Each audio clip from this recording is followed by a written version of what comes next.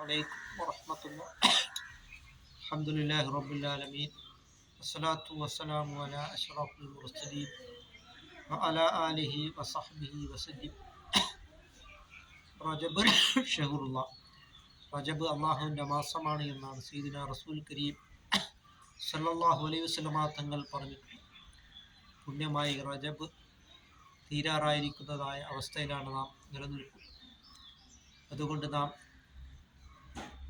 നിസ്കാരത്തിൻ്റെ വാർഷികമാണ് ഈ റജബ് മാസമെന്ന് നാം മനസ്സിലാക്കിക്കൊണ്ട് നാം നിസ്കാരാദി കാര്യങ്ങളിൽ നാം വളരെയധികം ശ്രദ്ധിക്കുക. ഇസ്റാ മിറാജിൻ്റെതായ സമയത്ത് സയ്യിദുന റസൂൽ കരീം സല്ലല്ലാഹു അലൈഹി വസല്ലമ തങ്ങൾ ചില ആൾക്കാരുടെ അവസ്ഥകൾ കാണുകയുണ്ടായി.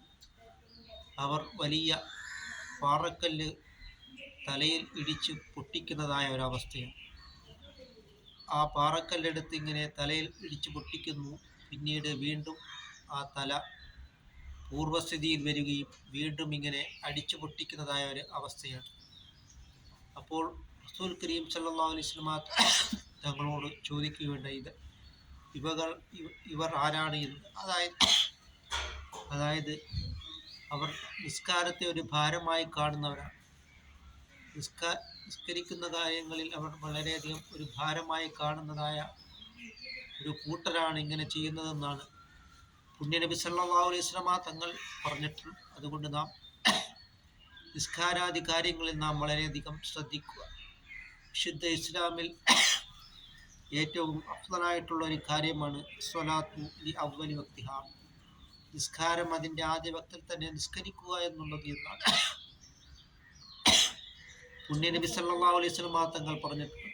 അതുകൊണ്ട് നാം ഒരു നിസ്കാരത്തെയും നാം ഖളാ ആക്കാതെ എല്ലാ നിസ്കാരത്തെയും നാം പരമാവധി ജമാഅത്തായിട്ട് തന്നെ നാം നിർവഹിക്കുവാനും നാം ശ്രമിക്കുക.